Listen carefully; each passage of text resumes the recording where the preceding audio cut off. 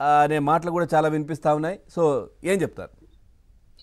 సరే, బీజేపీలో ఎవరు టచ్ లో ఉన్నారో చర్చించే ముందు ఒకసారి ఓడలు బళ్ళు అవుతాయి, బళ్ళు ఓడలు అవుతాయి అన్నట్టు సామెతని మనము మానవులకు చెందినటువంటి సమాజం మొత్తం కూడా మళ్ళొకసారి గుర్తు చేసుకోవాల్సిన సందర్భం ఆసన్నమైంది.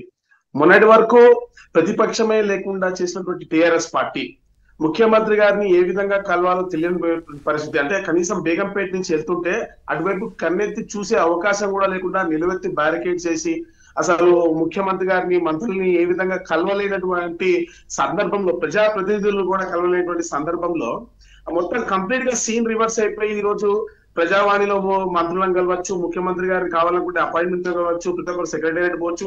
ఇది మనం నిజంగా ప్రజాస్వామ్యంలో ఆహ్వానించదగ్గటువంటి పరిణామం. ఇంకా టైం చాలా ఉంది, కానీ ఇదే స్పిరిట్ ని కంటిన్యూ చేయాలని మాత్రం నేను డెఫినెట్ గా కోరుకుంటున్నా.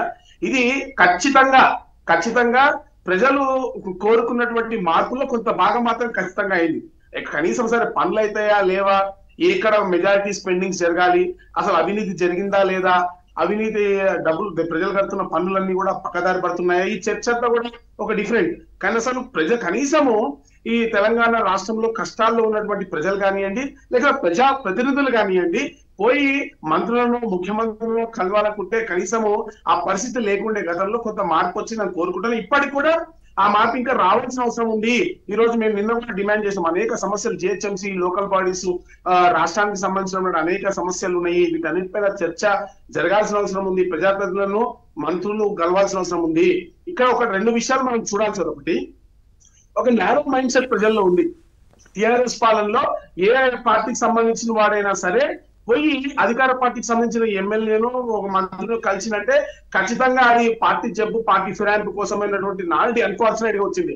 దానికి కారణం ఏంటంటే అప్పుడున్నటువంటి ప్రజాప్రతినిధులు ఎవరు కూడా అంటే వాళ్ళు పోవాలని కలవడానికి ప్రయత్నం తక్కువగా చేయడము, వాళ్ళ అపాయింట్మెంట్లు ఇవ్వడం కూడా వాళ్ళ పార్టీలకు వచ్చే వాళ్ళకి మాత్రం అపాయింట్మెంట్లు ఇచ్చారు తప్ప ఏ రోజు ప్రజా సమస్యల పైన చర్చిద్దాం అనుకున్న వారికి ఎక్కడా అపాయింట్మెంట్లు ఇవ్వలేదు. నేనే ఉదాహరణ, గతంలో ఎన్నో సమస్యల పైన, ఇప్పుడు పసిపిల్లలకు సంబంధించినటువంటి భోజనము, పౌష్టికాహారం ₹7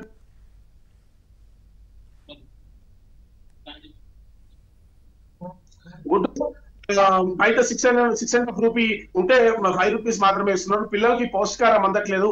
ఇట్లా అనేక సమస్యల పైన అప్పుడు ఉన్నటువంటి మా లోకల్ ఇన్ఛార్జ్ మినిస్టర్ అని సబితా ఇంద్రారెడ్డి గారిని డిఐవి స్కూల్లో పసిపిల్లల పైన అఘాయిత్యం జరిగింది, మీకు గుర్తుండే ఉంటది. దానిపైన సబితా ఇంద్రారెడ్డి గారిని కలవాలనుకున్నా, లేకపోతే తలసాని శ్రీనివాస్ యాదవ్ గారిని కలవాలనుకున్నా ఎక్కడ కూడా నాకు అవకాశం రాలేదు. కానీ ఈ రోజు ఒక విషయం మనం కేటగారికల్ గా తెలుసుకోవాల్సిన అవసరం, తెలంగాణ ప్రజలందరూ కూడా చెప్పాల్సిన అవసరం. ఎందుకంటే నెరేటివ్ చేంజ్ అయింది. ఈ రోజు ఒక పార్టీకి సంబంధించిన ప్రజాప్రతినిధి అధికార పార్టీకి సంబంధించిన మంత్రులను, ముఖ్యమంత్రులను కలిస్తే అది కేవలం పార్టీ ఫిరాయింపుల కోసమే కాదు, అభివృద్ధి కోసం కూడా. ఇప్పుడు నేను కార్పొరేటర్ అండి, నాకు 1,00,000 జనాభా ఉన్నారు. 1,00,000 జనాభాతో పాటు నా చుట్టుపక్కల ఉన్నటువంటి ఒక 2-3 లక్షల జనాభాలు, దాదాపు 4 లక్షల మంది జనాభా నుంచి నాకు రిక్వెస్ట్లు వస్తాయి రకరకాల సమస్యల పైన. వాళ్ళ పర్సనల్ ఇష్యూస్ తో మొదలు పెట్టుకుని మోరీలు, డ్రైనేజీలు, రోడ్లు, వాళ్ళకి కావాల్సిన ఉద్యోగాల వరకు కూడా అనేక రకమైన కావాల్సి వస్తాయి. నేను ఎవరికి చెప్పాలి? నేను మంత్రి గారికి చెప్తే తప్ప, ముఖ్యమంత్రి గారికి కలిస్తే తప్ప. ఈ రోజు జిహెచ్ఎంసీలో సంబంధించినటువంటి కోటి మందికి సంబంధించిన సమస్యల పైన మేము పోరాటం చేస్తూ ఉంటాము. మరి ఎవరికి చెప్పాలి చెప్పండి మీరు?